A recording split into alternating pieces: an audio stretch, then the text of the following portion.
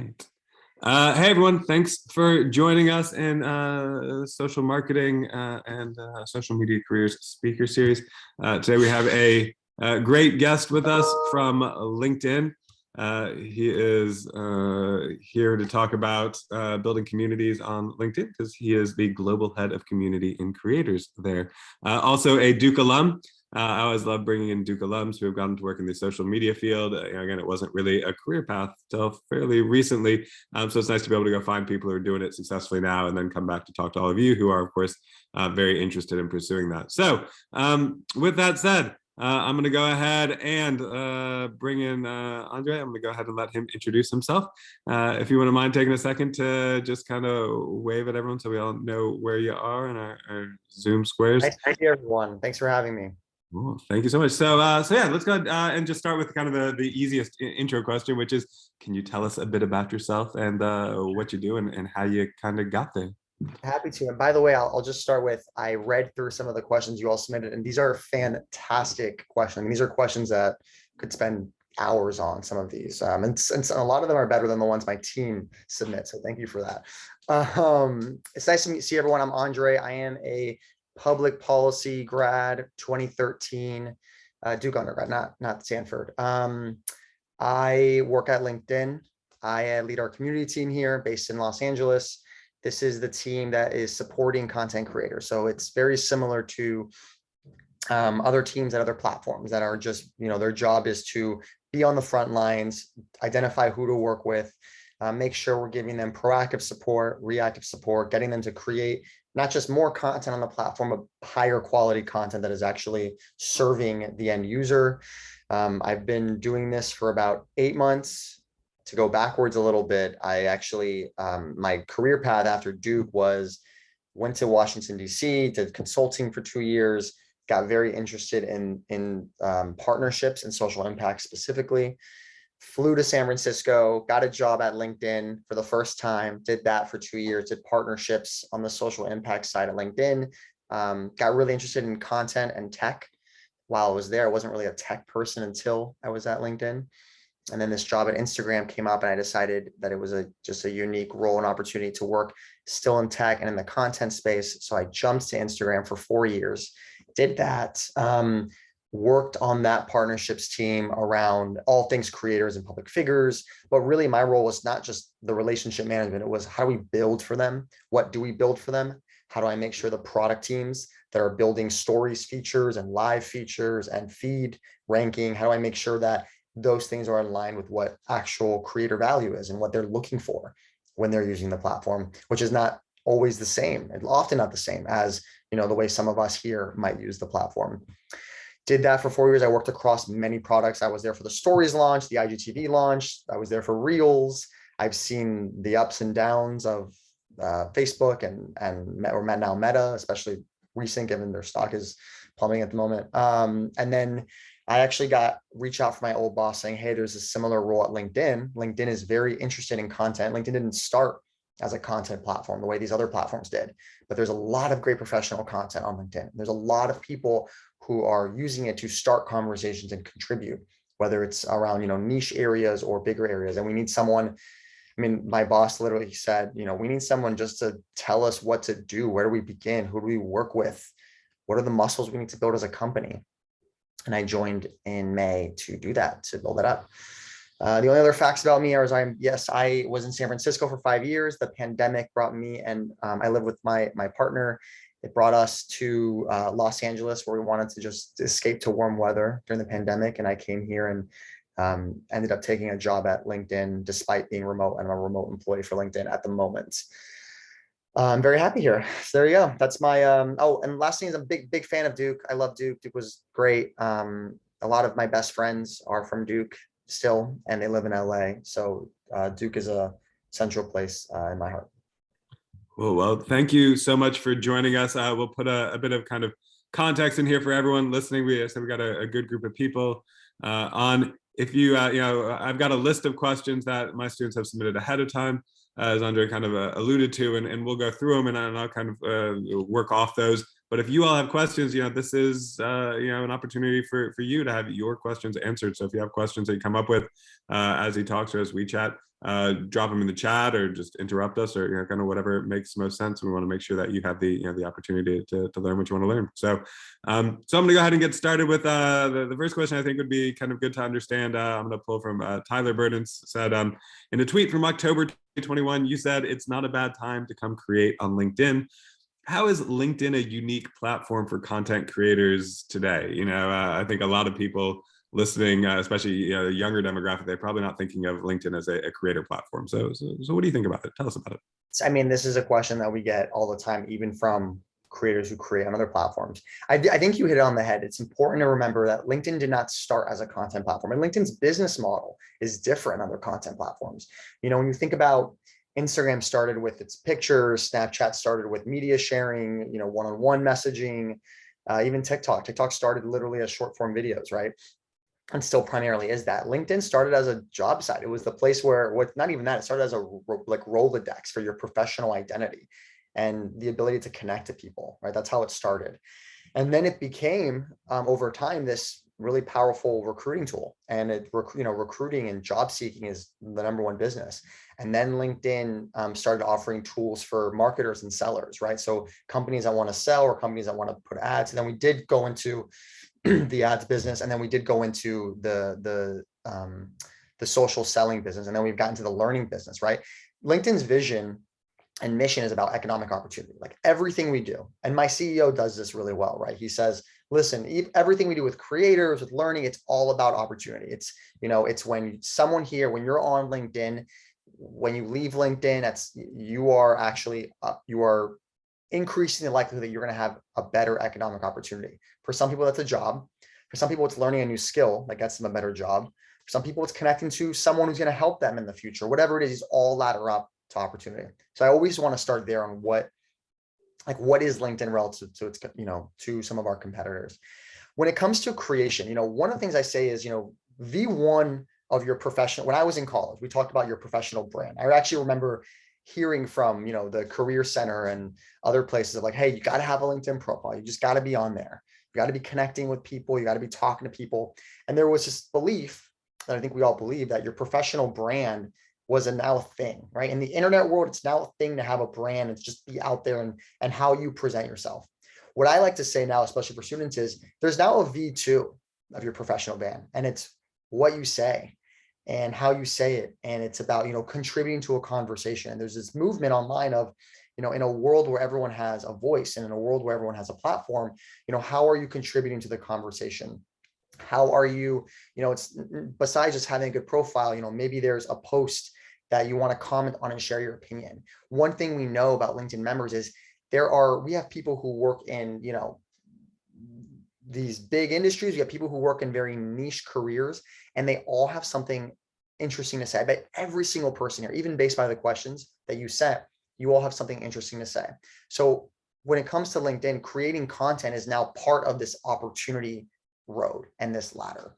And that's why we say right now, when it comes to creating on LinkedIn, first off, there is actual, unlike any other platform, we're seeing real opportunity come from creation. So even though you may not have the same visibility you do on another platform, there are CEOs, there are founders, colleagues, ex-colleagues, the people who are students now, who you'll know in the future, they are seeing your content, and there's a lot more action happening on that content. So when I talk about LinkedIn relative to other platforms, this is not a place to entertain. And LinkedIn is never going to be a place to entertain, right? This is still about the world of work, the future of work, but there are a lot of topics that span that, right? And your ability to go on the LinkedIn and to scroll on a feed and to be getting content that is meaningful, that is making you think, that is helping you connect the dots about a specific industry or giving you news, like whatever it is, there's a huge opportunity to have a dedicated content platform about the world of work and about the professional sphere. And that is what we are trying to do. We are trying to take that to the next level so that there is an opportunity for not just the people creating the content, but for the people consuming the content. And it's something that we see a lot with even big YouTube creators where they're saying, okay, I see it. Like I'm actually just got an email yesterday from a YouTube creator saying, hey, like I want to start a business, or hey, I want to be talking to a different audience, a more specific audience. And LinkedIn has an audience versus, this other platform that I'm on in terms of the quality. And that's what we're here to do with the creators we're working with. And so, could you talk a bit more about like I guess the different types of creators on the platform? Again, I don't think when we think of creators, we tend to think of the TikToker, the Instagram or YouTuber. What makes a LinkedIn creator kind of different? What kind of content are they creating? Who are they targeting, and why? One thing I want to be very clear is anybody can be a creator on LinkedIn. Like when I say the word create, I mean there's capital C creator and there's like lowercase c creator, right? I think when you say creator, I think people jump to the Mr. Beasts of the world, the Liza Koshis, the the Instagram stars, the Addison Rays, etc. But the reality is, because of the nature and the uniqueness of LinkedIn, anybody can create around these topics, and anybody can be elevated.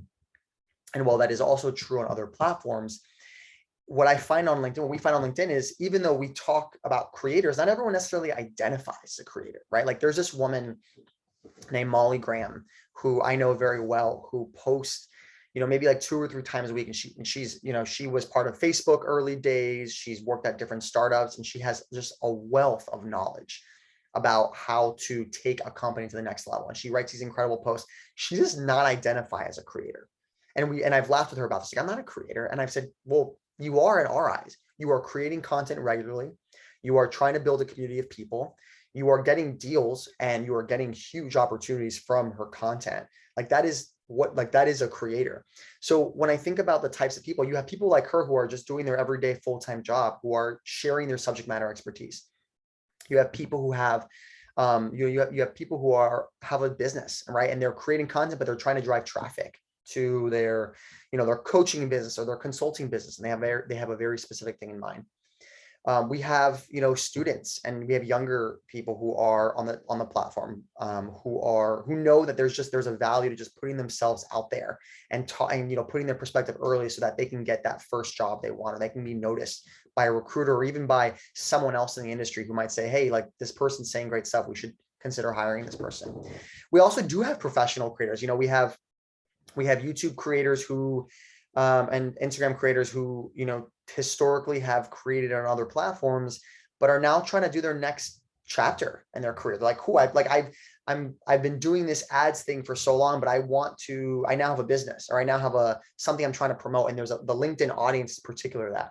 So we see examples across the board. There's this guy named, last thing I'll say on this, there's this guy named Corey Connors, and we work with him, and he is an expert in sustainable packaging. And there, when you think about sustainable packaging, there isn't a massive creator base on that, but he's unique in that all of his content on LinkedIn is about sustainable packaging and about the industry and about where it's going. And he's regularly connecting to other brands, other people. He's regularly connecting to other opportunities in general, because he decided one day, hey, I'm going to put my voice out here on this. So it really runs the gamut in terms of the type of creator, and we don't pick and choose between them. Our goal is basically, if you have something important to say, not important, if you have something valuable to say, if you have a story to tell about your industry or about what you do, LinkedIn can be a place to do that, whether you have 200,000 followers or 100 followers.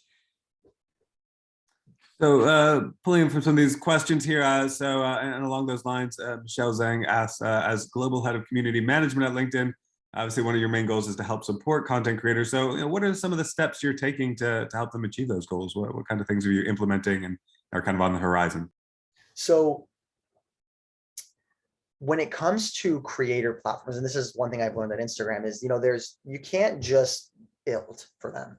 You can't just and I'm happy to give some fun insider info about how it worked at Instagram, but I'll just tell you right now, when I was at Instagram, we actually didn't have a team building for creators. Instagram, when I was there, had been on such a hot run at the time, and it was really the #1 app. This is before TikTok. This is even before Snapchat, or right as Snapchat was coming along, where we just built for users. When we built stories at Instagram, there was almost expectation that, like, all right, creators and public figures are going to pick it up, and they're just going to run with it, and they did.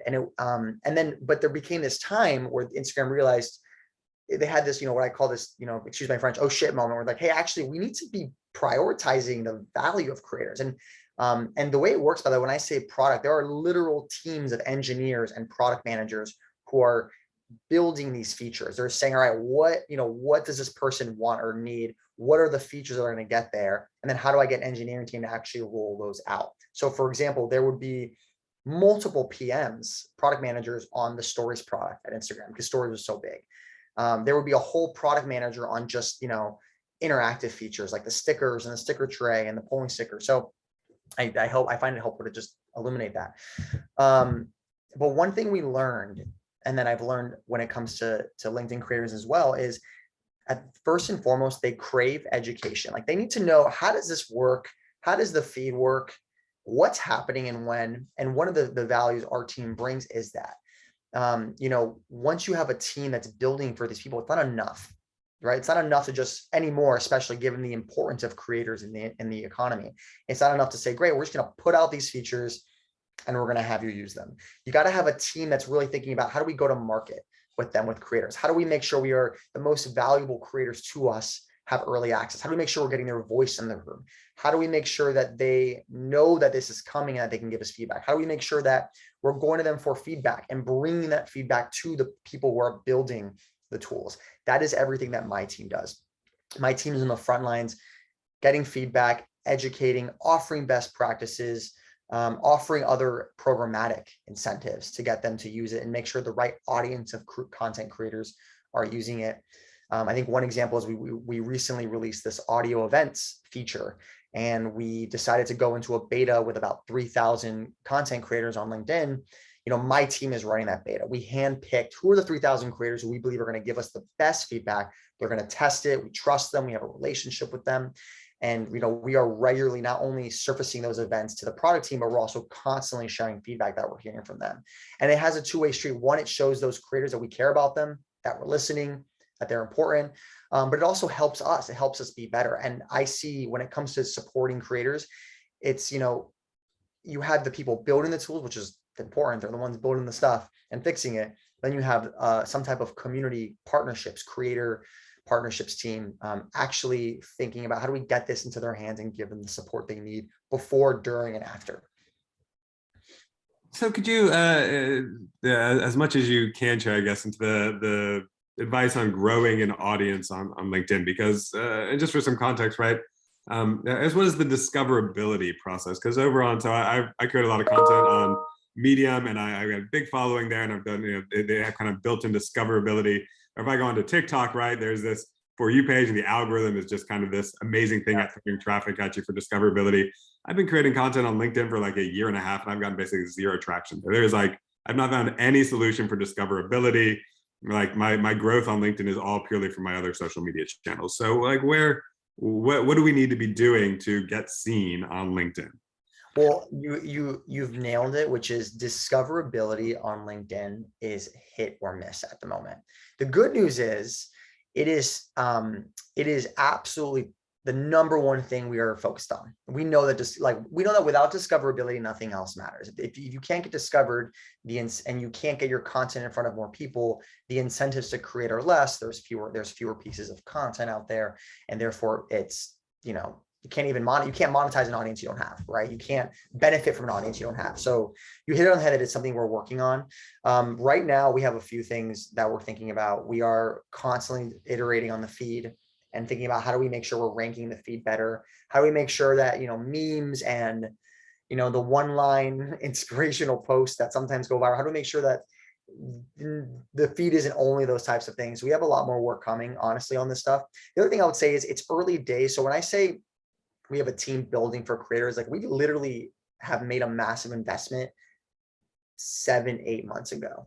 Like my team is brand new. My team, when I was hired to build this team, my team is now 40 plus creator managers, but we are brand new. So when I say, to go back to your earlier question, Aaron, when I say it's a great time to create, it's a great time to create, not because of the environment or the industry or because of the topics, which I think are all true. It's also a great time to create because I'm telling everyone here, LinkedIn is making a massive multi-year investment, and we know discovery is at the top of that. So if you continue to create on LinkedIn and you even find a small audience, there is a strong likelihood that you will start to see discovery. But first and foremost, you got to be on creator mode. Like creator mode is the ability for you to actually make your profile more content first. It ups your content.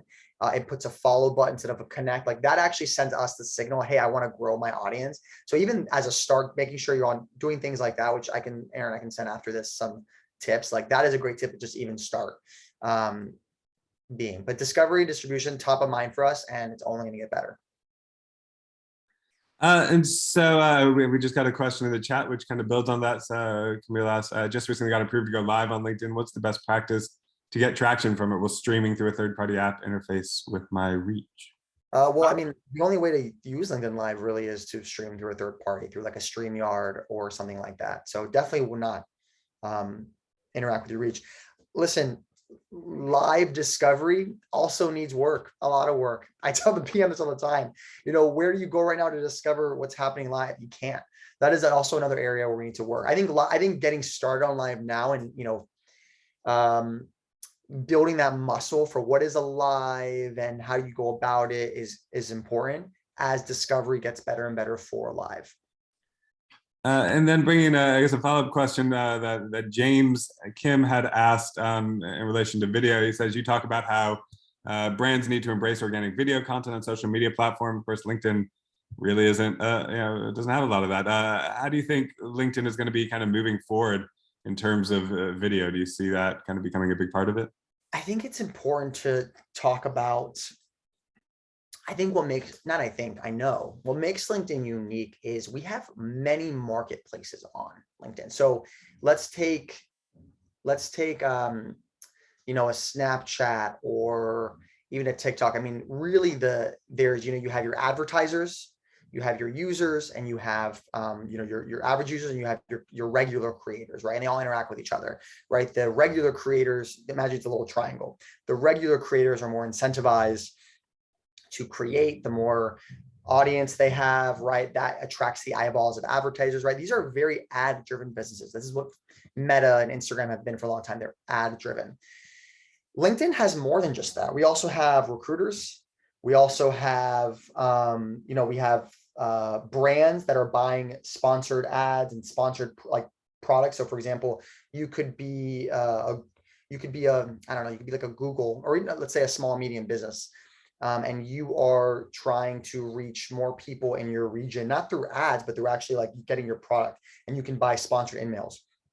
You also could be an instructor where you are actually creating content and getting royalties, specific learning content. And I bring this up because, again, it goes back to LinkedIn is a little bit different. LinkedIn has the brands there, but brands for different reasons. They have them, yes, to buy ads, but we also have brands who are, again, actively trying to sell their products and services.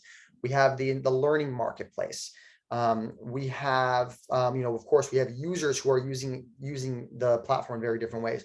And the reason why this matters is when you think about, all right, so why should a brand be posting organic video? Well, the reason why is because everyone in every marketplace they care about is on LinkedIn.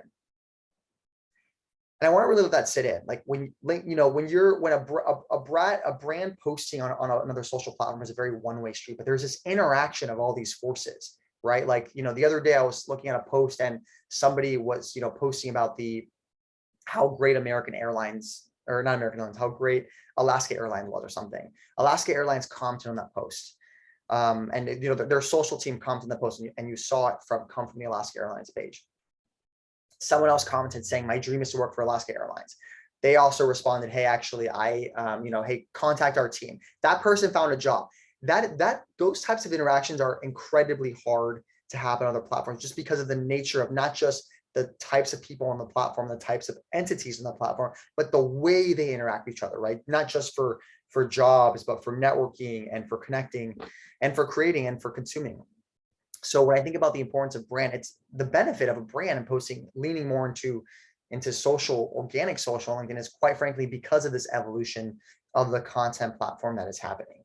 And it is a miss right now if you are a brand and you're not thinking about your organic strategy on LinkedIn. Also because, as I've been saying many times on this video, we are investing heavily in that. And that's something my team is thinking about, by the way, is how do we actually support not just people, but the brands with their organic strategy on LinkedIn. And so what are some, Stephen Lee asked, what are some especially prominent characteristics and successful strategies you've noticed for content creators who are successful on LinkedIn? What kind of things work well? Well, I'll say first that, people, I was let me take a step back. I was in Whistler, Vancouver last weekend with a few friends, and they work in a variety of careers. And one of them creates here and there on LinkedIn. The other ones don't really post. They go on LinkedIn for jobs, or they consume, but they don't really post. And we were talking about, all right, what would you all talk about if you posted on LinkedIn? And they all went around, and, someone said, well, I would probably be, if one of them is a filmmaker, I'd probably be getting more behind the scenes of like what it actually means to be a filmmaker and how to grow that career. And someone else who's actually a product marketer at Google, he was saying, hey, I would talk about like how I actually did my last campaign, and like what worked well and what didn't. And then anyways, we were on this table, and I look at all of them and I say, like, these are all phenomenal things. These are all things people can benefit from. These are all stories and vignettes and actually meaningful information that, someone on LinkedIn is going to be scrolling and consume and find value from. And that is exactly the stuff we want. Right? We don't want memes and pictures of dogs. Like, I mean, if it happens, okay, that's great. We're not going to, remove it from the platform, but we're thinking about like, what is that, if you are looking for a job and you just happen to bump on our feed, how do we make sure that feed is as valuable to you as possible? And that's just like always top of mind. So what I told them, and I'll tell this group, is you can start by commenting. Like, commenting is an amazing way on LinkedIn to start putting your feet in the water. Why? Because unlike any other platform, when you comment on a piece of post, people see that as content. They'll say, they'll see, Aaron commented on this post, and they'll show your comment. And I always say, to get started on LinkedIn, you don't have to go from zero to creating regularly. You can go from consuming to starting to just comment on people's posts, giving your point of view, commenting on a LinkedIn storyline in the news section that could be featured, and then trying a post. So as just a general tip on LinkedIn, just start by engaging more, and not just liking, actually just, again, starting with comments. You cannot go wrong with that, especially at this time in your career. That's huge. Number one.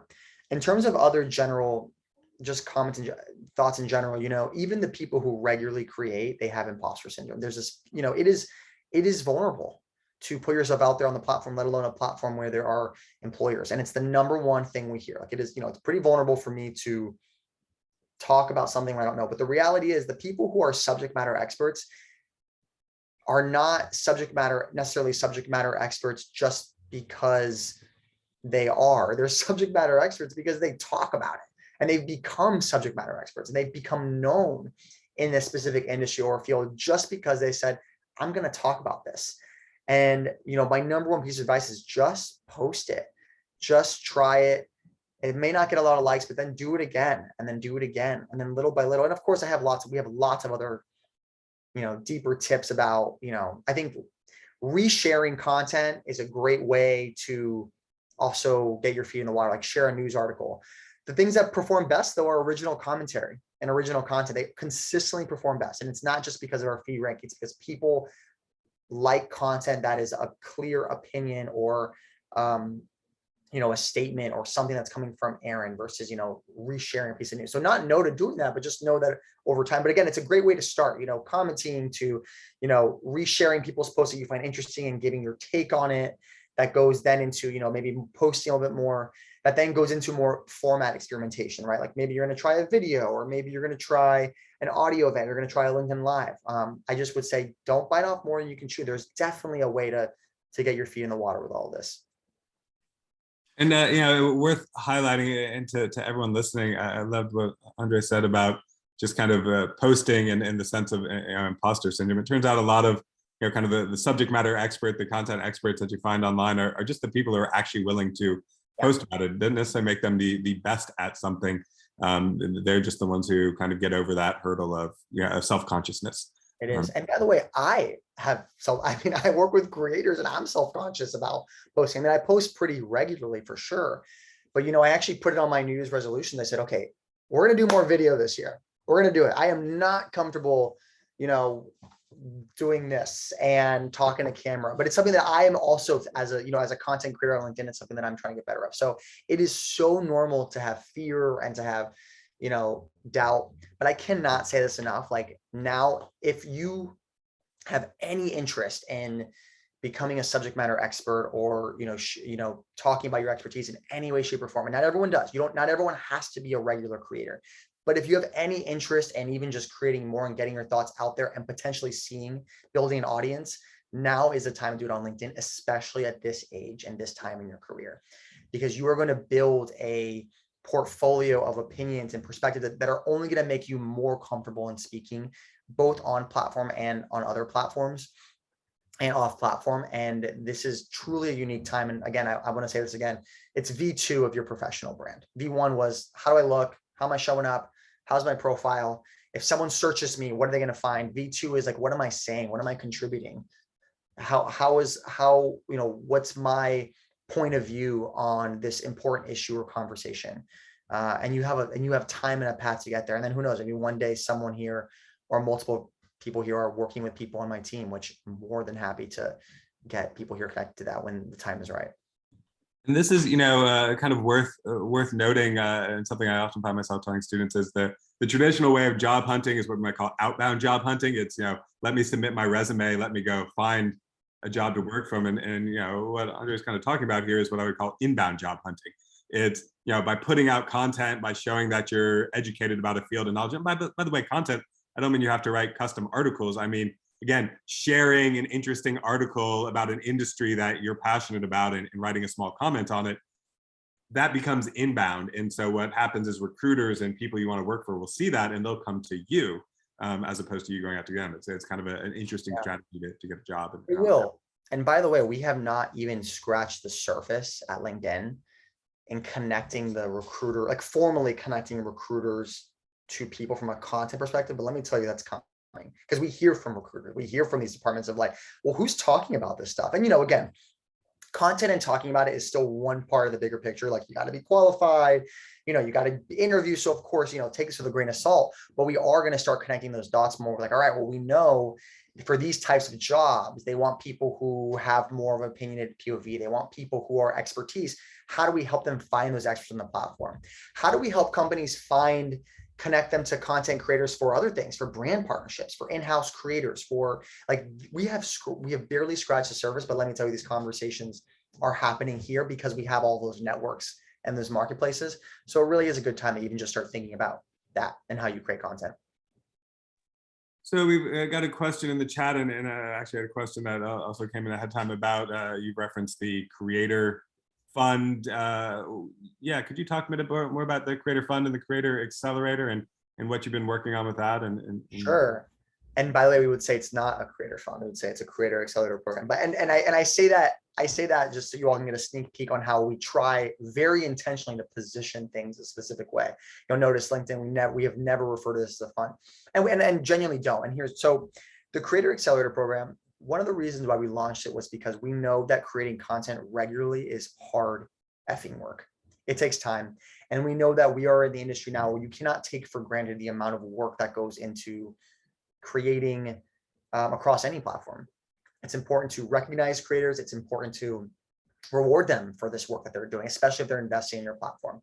We do not have, unlike other platforms, one thing we are missing is deeper in product monetization tools. We have ways to monetize on LinkedIn, and we see that organically happen off platform. And we know there's a lot of opportunities that come from content creation. I think it's important to call that out.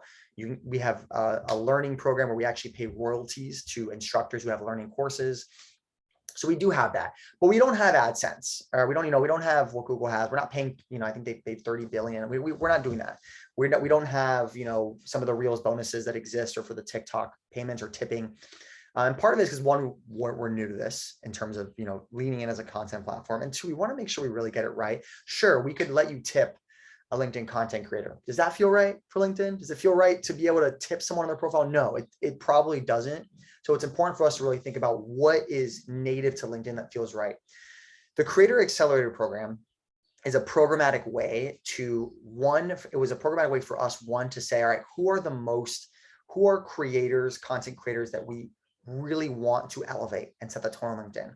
We were very intentional about selecting creators who are not only across career coaching or career tips. That's very LinkedIn heavy. We have people talking about DEI. We have people talking about crypto, sustainability. There's actually like 3 former Duke alums who are talking about NFTs, and there's, someone talking about, upskilling, who creates content about upskilling the, first generation students. And we were very intentional with the program that we want to do that. Now, in order to best capture the people you want to capture, you have to have some incentive. So the grant that we give as part of the Creator Accelerator program is that incentive to really make sure we cast a wide net. But it's not the basis of the program. The basis of the program is deep education, incubating these 100 people we picked to be part of the program, making sure that as part of the grant, they're helping us test. So there a lot of them are required to post video to help us test video to figure out how can we make video better from a distribution perspective, but also a quality perspective. So take that aside, all of that, it's been actually an incredible program so far. We're in week 4 of the content creation of the program. What we found is, the community is invaluable. Like at the end of the day, this is about users and creators. Like they want community. They want to meet other people. They want to connect. They want to collaborate. And it's been an overall amazing experience. We are getting so many learnings from them. We do regular roundtables with our product leadership and some of that. We'll literally get on a Zoom. Our chief product officer is just listening to them speak. And they're saying everything you're saying. Like, I want chronological feed. I want to be able to schedule my posts, right? They're saying all this stuff. And the chief product officer is just listening this in, taking this in. So it's a great opportunity for us. So it's going really well. The question for us, and the question on top of mind for me as a leader, is, okay, this is great. How do we achieve scale? Like that is always the question of this, right? This is a very hyper specialized program for 100 people. How do we achieve scale? How do we broaden this up? How do we offer these benefits to other creators as well who maybe didn't get in? How do we expand this to more geos? So that's top of mind for me at the moment. But again, for this first version of it, this is really us testing and iterating and learning from what do we need to do to really win over creators, and not just win them over, but do it in a thoughtful, meaningful way that actually adds value to them and their experience. And that is what we are here to do as a team. I'm gonna co-sign scheduling posts. That would be really helpful. Yes, same. I will third sign that as well, and I have many times to the team. So I kind of want to move into kind of a different round of questions, or a different theme, which is, we talked a lot about the kind of creators and creating on LinkedIn, and then there's kind of the other theme, which is for a lot of the students listening are interested in moving into careers in social media. So I'd love to kind of learn more about that. So I'm going to start with a question from Hannah. Hannah asked, what advice do you have for college students that are interested in pursuing a career path similar to yours? Is there anything specific you think you can that can help make someone stand out as a strong applicant when applying for jobs in social media? Sure. So first off, I had no plans to go into tech. I had no plans to go into content or media. So I truly fell into this career also at a good time. Literally, I joined Instagram. I didn't even know you could make money on YouTube. I mean, actually, the person took a risk on me who was hiring me. I didn't even know you could make money. I didn't even know what a creator. I didn't even think about the word creator. This was 2017, which was, there were a lot of creators already creating on different platforms, but it's not quite what it is now in 2022. I want to just make sure I call that out. I think we live in I think it's not about social media. To me, it's about the broader creator economy, which I think content is king. I think content is king and queen. Content is everything right now. And I think that whether you are, your Netflix or Peacock or HBO or Showtime, or whether you're, LinkedIn or TikTok, at the end of the day, as you can see, like there is I don't want to say a battle, but there is a battle for people's eyeballs, and there's a battle for, how do we, in a world where anyone can access information and content at any time, how do we do that, most effectively? How do we do that in this world? How do we do it in the metaverse, right? At the end of the day, it's about content. So when I think about it, I think one, it's important to ask yourself, like, what about social media you want to do? Do you want to be, I have never been a social media person for a company or for a person. I know lots of tips and tricks now about social media because I worked in these companies, but if you said, hey, go run the social media for Twitter, I'd be like, no, I don't know what to do. I'm not witty enough, can't do that. So I think it's important to say, like, what about social media? Like, do you want to be writing social media? Do you want to work in social media? I think like these are important questions to ask. I think second is working in content in some shape or form in general is hugely valuable. I was just interviewing a candidate who works at HBO, and she's never worked with creators, and she doesn't really know social media, but she knows content. And I know she knows good content, and she's going to bring a perspective to my team that is going to be very, very different than, someone else who's coming from YouTube or TikTok. And I want that. So just know that like we at these companies are looking for these different perspectives. So I think like in general, anywhere in the content world is fair. I think third, of course, is even just working closer to product. If you're interested in, the future, so much of the future is tech and platforms. And if you can get at a company that is a platform, or you can even work closer to a product team, I think those are skill sets that I look for that are incredibly valuable, even if you don't have that. Then lastly, I think anything in the creator economy. I mean, the creator economy is exploding. And I think this is a very big buzzword, but when I say the creator economy, what I mean is really, it's like the larger marketplace for someone to build an audience and then monetize it. And we're seeing, again, it started with YouTube. YouTube was the original creator marketplace. Then Instagram came around. Instagram really, skyrocketed. Snapchat came around, but it's not just LinkedIn, TikTok, Instagram, etc., that are part of the creator economy. There's all these third-party platforms. There's a company called Stir that is thinking about how do we help people manage their finances across all these platforms. There's a company called Carrot that is literally a credit card for creators to get higher credit limits, because banks don't really recognize creators as much and are less likely to give them actually credit spends the way this card does. There's all these third party, there's companies like StreamYard. Then you also have people like places like Peloton. So I'm broadening up, but I really want to say, like, I think I really identify what about social media specifically interests you. What are the use cases that interest you? Like, I want to help people do X, Y, or Z things, or I want to build A, B, and C things, and then be very intentional with like what in the creator economy is possible, because really there's a lot of possibilities. And I can say enough, I did not plan in any way to do, I cared about relationship management. That's what I care about. And I just happen to be doing this in a way that is, facilitating social media. And so looking back on your career, I'm borrowing a question from John Stroh. So what were some of your kind of most impactful moments at Duke that kind of helped you and helped your career? And yeah, could you tell us, looking back, what do you think, like, gosh, I'm really glad I did that? It's a great question. I'll give you some, this is less related to career, but I'll tell you that even, I'm almost 10 years out. I have my tenure next year. You just reminded me.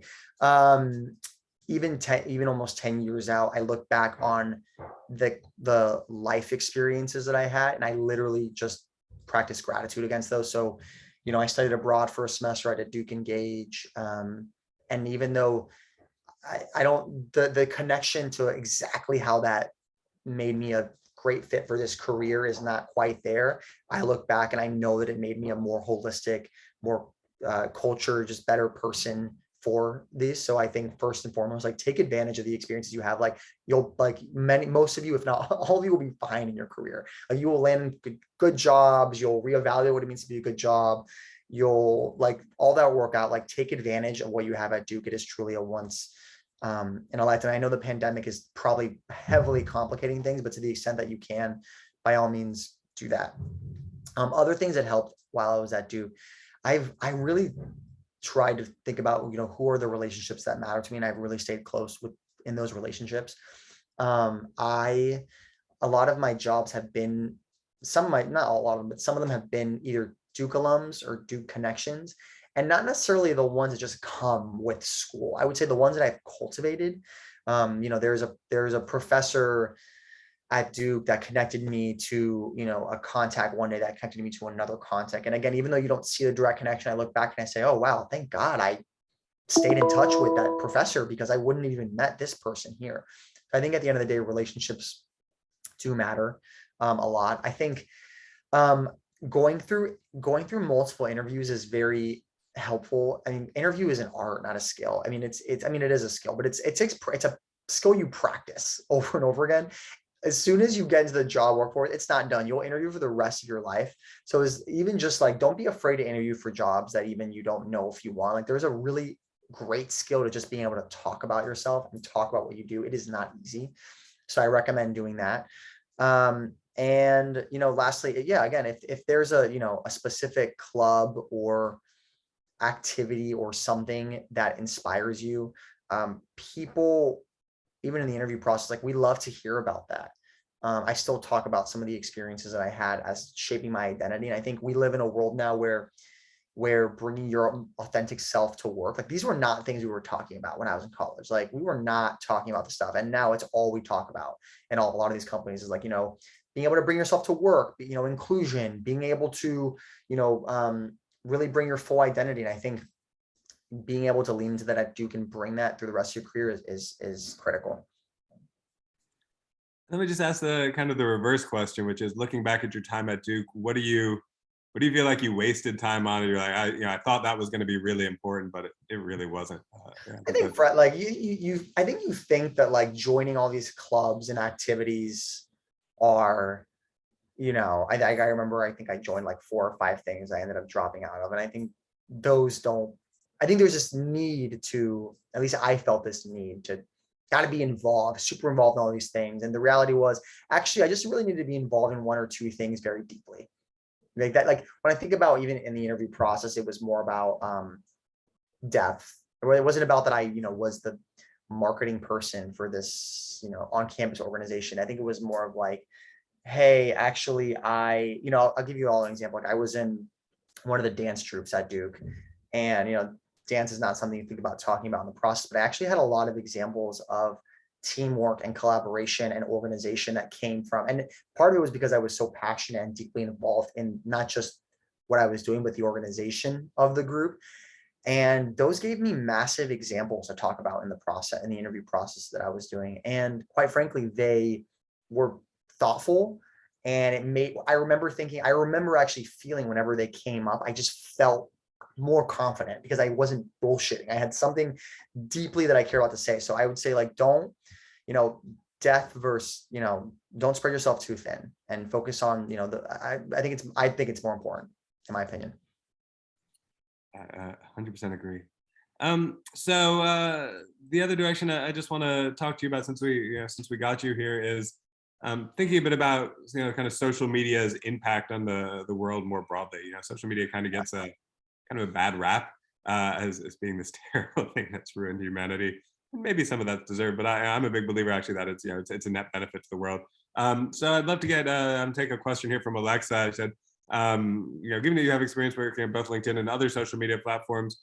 Sorry, I'm taking the wrong question. Question from Will. You worked at Instagram, Deloitte, LinkedIn, demonstrates a clear passion and dedication to social impact.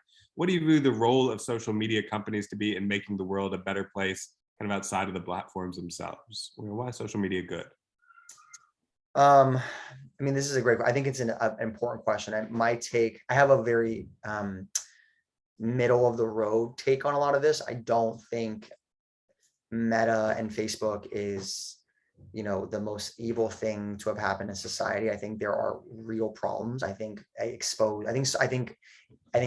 was the vehicle to expose the big holes and gaps with social media, election interference and all this stuff. I think that's so important. I think social media has provided a lot of good. I think when I think back to my personal, my romantic, my professional life, like social media is at the center of that in terms of me connecting to people. So I think it's important. That being said, I think it's hugely important for social media companies, all companies, to take deep responsibility to not just elevate the good, but eliminate the bad.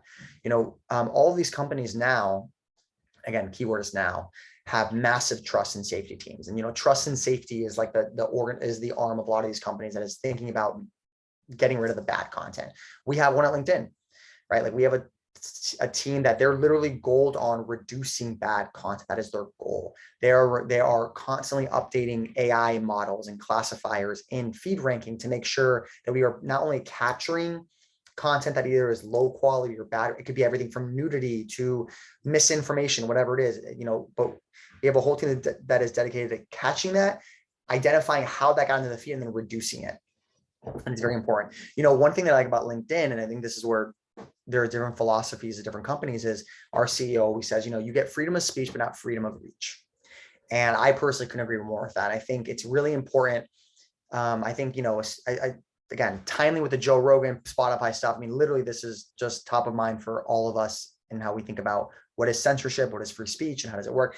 I think all in all, though, I think we have a deep responsibility to do our absolute best to make sure content is as good as possible, that we're reducing the bad content.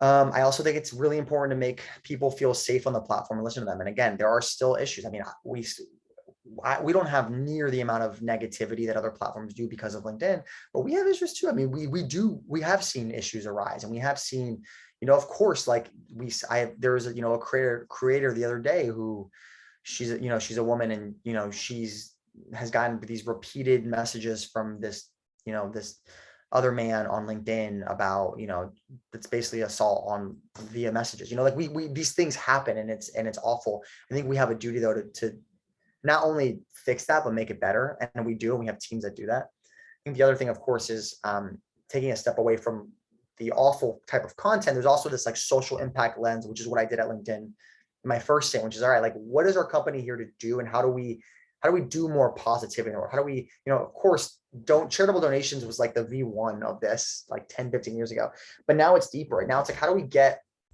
we integrate social impact into our DNA? And I think one example is at LinkedIn, we have a social impact team that is thinking about getting underserved communities opportunity, and they're laser focused on, okay, LinkedIn is doing this big thing about opportunity. We're going to focus on these communities, underserved youth, veterans, like areas where there's not as much job opportunity. And the way I think about that is I partner with that team and I say, great, well, how do we get creators to help? My team has access to thousands of people who want to help on LinkedIn.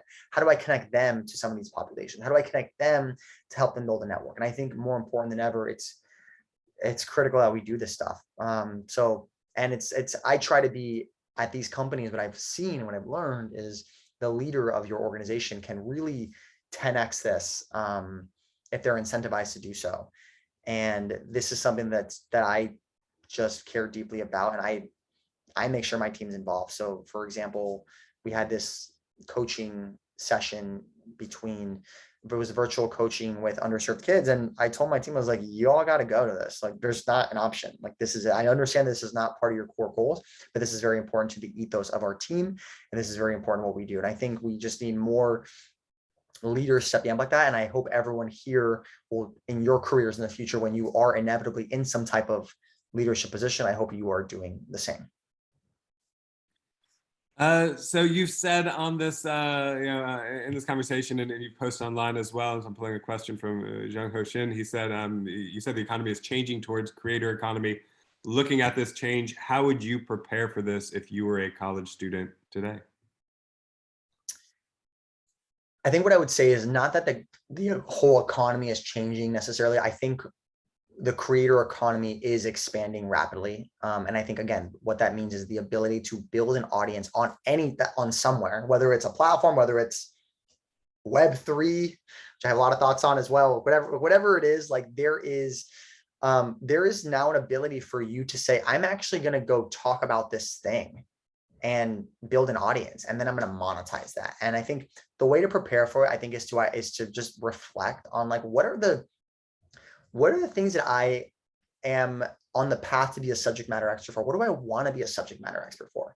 I think it's a good exercise just to ask yourself, like, all right, if I, in 5 years from now, if I envision myself, on a panel, or if I envision myself, giving a big or small presentation on a topic, like, what is that topic? Start talking about that. Start posting about that. People will notice you. You'll start connecting with other people. You will. You absolutely will. Even if you're not a subject matter expert, that's okay. Which, by the way, nobody ever identified. I mean, again, I cannot emphasize enough the imposter syndrome that is rampant with everyone, even with the creators in our accelerator program, who we handpicked as some of the best creators. So really identify what you want to be talking about and just try them. Start building that muscle of talking about it.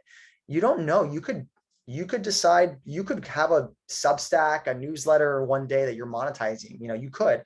Or maybe it just helps you connect to someone who gets you a job somewhere where you want. Whatever it is, like, you just got to talk about it. If you're not talking about it, if you're not even having a conversation about it or contributing to a conversation about it, it's a missed opportunity. And again, you don't have to become a regular creator. You don't have to be a creator. But I think the muscles that creators flex in their full-time jobs, I do think has immense value in your careers in 2022. And question I always like to ask my Dookie alums as they come to these is if you could put yourself in a time machine and travel back in time, and you're sitting in a class with a bunch of people. What's one thing you wish someone had told you back when you were 20 years old sitting in Duke classes that you want to tell everyone listening right now? It's relationships are everything. That's the only reason I got the LinkedIn job the first time. She was my TA, and I hadn't talked to her. I talked to her briefly, but I prioritized having a good relationship with her while I was at Duke.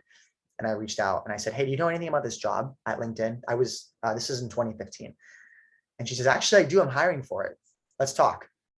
Got that job. And then this job came about only because I stayed in contact with the people who I met at LinkedIn. And I cannot emphasize this enough. Like, you don't have to talk to everyone all the time. You don't have to stay in touch with every single person. But what I challenge everyone here to do is to be very present with the people who are important now. And don't be afraid to even just check in. There are people who sometimes say, hey, hi, hope you're doing well. I don't need to have a 5-hour conversation with them. I mean, I think this is important in your personal life. I would give a little bit of a different advice there. If there are people who care about it, definitely try and prioritize that and make time. But in your professional life, you don't have to talk to them all the time, but like prioritize the relationships. That is everything. It is everything in the company and how you navigate, and it is everything. The connections are just, there are so many potential connections to make. So we'll just really think about that. And don't be afraid to cold reach out to people. I had so many Duke alums who I've reached out to who made time to talk to me. And I also feel an obligation to do the same at times. These stuff matter. And by the way, someone on my team actually was a Duke alum who reached out to me 2 years ago for a job at Instagram. And we had a great conversation. Her name is Emma, and her name is Emma Welsh. She's on my team. We had a great conversation. She messaged me on LinkedIn or she through the Duke Alumni Network, actually. And I loved our conversation. I was like, hey, listen, if there's an Instagram role, reach out someday. She did, got her in the process. She didn't get that job. But when I got this job, I remember her and I said, where's Emma now? She was at TikTok. I literally sent her a message saying, hey, Emma, I'm starting a team. Do you want to come? And she joined. So all because she cold emailed me, leveraging her Duke alumni status. Don't be afraid to do that. It's all about relationships. She spoke last semester in your Love it right now. So there you go. There you go. Well, so there you have it, everyone, from the not surprising answer from the global head of community at LinkedIn to say connections matter, which is the definition of LinkedIn, basically. We are out of time, unfortunately. So I will say this, everyone, connect with on LinkedIn. I'm sure Andrei will be happy to connect with you there, talk with you there, answer more of your questions that you have that didn't get answered here. Thank you so much for spending the time with us. We really appreciate it. And yeah, I guess I will just say lastly to everyone who's